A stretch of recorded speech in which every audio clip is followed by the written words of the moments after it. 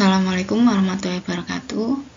Kali ini kita akan membahas tentang latihan soal mengenai sistem saraf. Langsung saja, yang pertama ada soal. Selaput pelindung otak dan sumsum tulang belakang disebut titik-titik.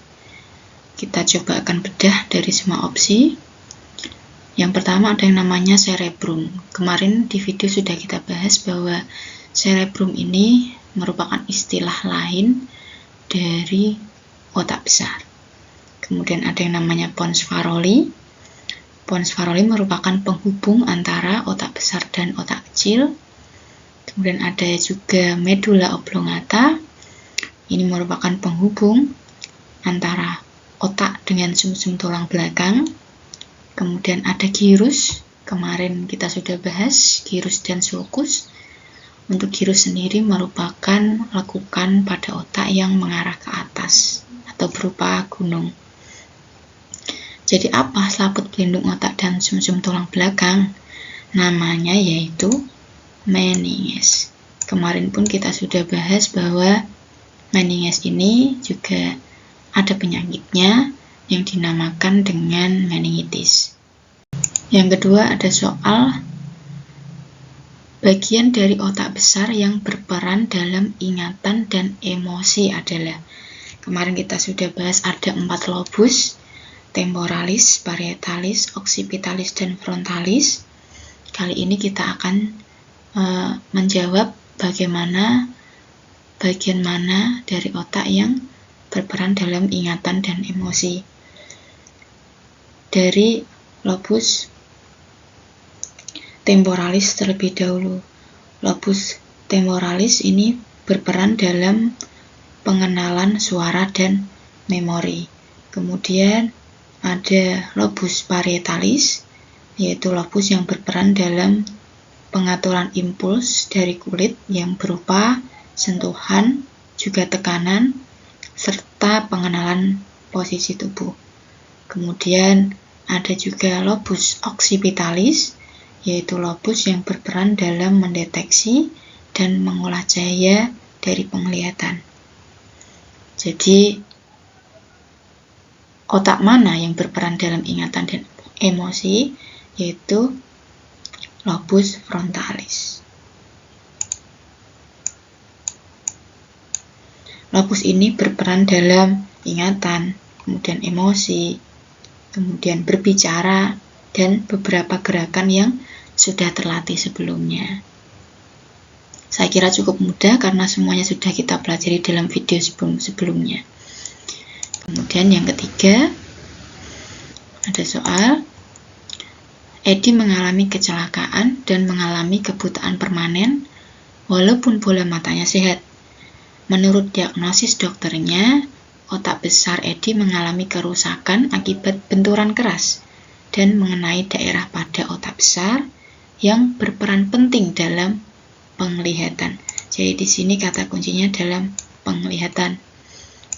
Daerah otak besar Edi yang mengalami kerusakan adalah sama seperti tadi sudah dijelaskan sebelumnya bahwa lobus yang berperan dalam mendeteksi dan mengolah cahaya dari penglihatan yaitu lobus occipitalis. Cukup mudah. Kemudian kita lanjut ke soal berikutnya.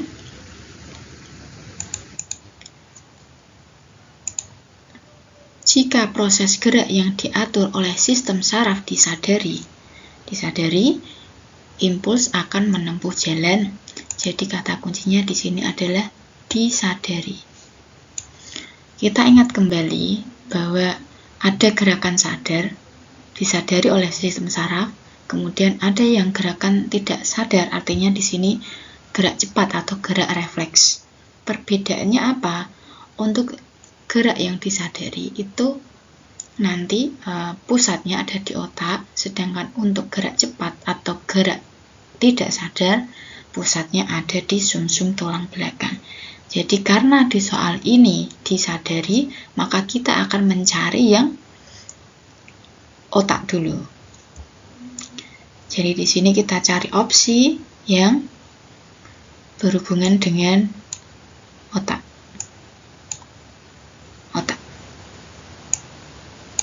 Di sini ada 3 opsi, artinya B dan D tereliminasi. Kemudian kita mulai untuk impuls atau rangsang itu dimulai dari reseptor terlebih dahulu, kemudian berakhir efektor. Kita coba lihat apakah seperti itu. Ya, dimulai dari reseptor, berakhir efektor.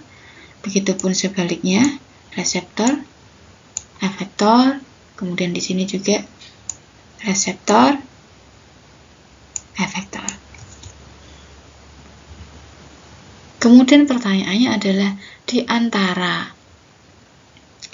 reseptor sampai efektor ini ada neuron sensoris juga neuron motoris. Perbedaannya apa? Untuk menuju ke pusat itu dimulai dari neuron sensoris, kemudian setelah dari pusat saraf barulah neuron motoris yang nantinya akhirnya menghasilkan efektor. Jadi kita cari untuk yang E terlebih dahulu. Di sini malah ada neuron konektor dari otaknya. Dari otak tidak melalui neuron lagi tetapi langsung efektor. Jadi ini bukanlah jawaban yang benar. Kemudian yang C, dari reseptor ke neuron motoris baru ke otak. Nah, ini ada miss di sini. Karena neuron motoris ini justru setelah dari pusat saraf otak. Jadi terbalik di sini, ada neuron sensoris dan neuron motoris yang terbalik.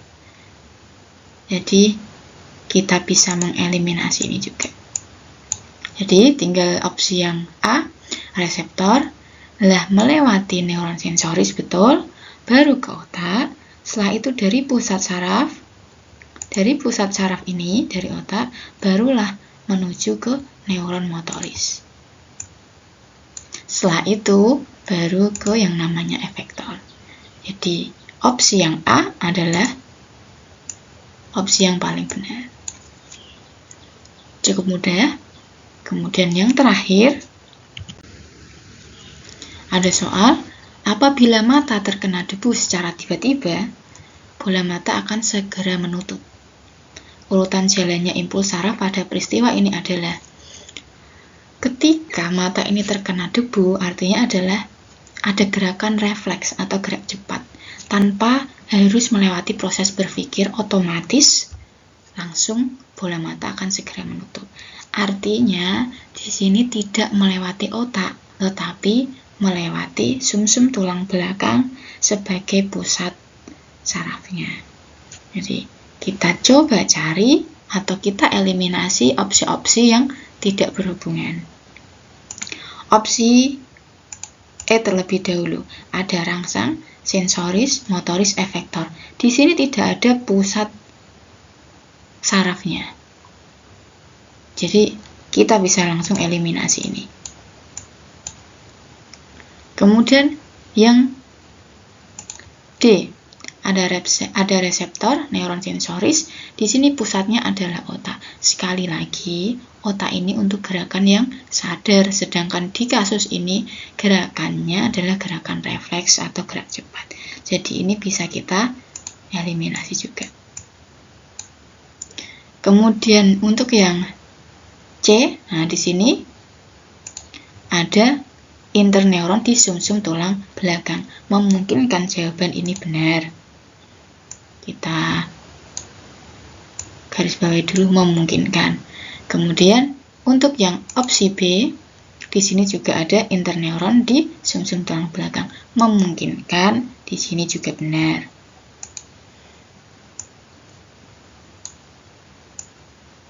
Ya. Kemudian yang A, interneuron di otak. Nah, di sini karena berhubungan sama otak kembali, kita eliminasi opsi yang A. Berarti tinggal opsi B dan opsi C. Sekali lagi bahwa selalu diawali reseptor, reseptor, dan berakhir ke efektor. Di sini reseptor akhirnya di otot mata, bisa jadi. Tapi kita lihat jalannya. Sebelum ke pusat, nanti akan melewati neuron sensoris terlebih dahulu, dan setelah dari pusat harus melewati neuron motoris terlebih dahulu sampai akhirnya ke efektor. Kita lihat opsi B atau opsi C yang paling mendekati kebenaran. Di sini dari reseptor ke neuron motoris. Jadi ini kurang tepat karena sebelum ke pusat saraf justru harus melewati neuron sensoris terlebih dahulu.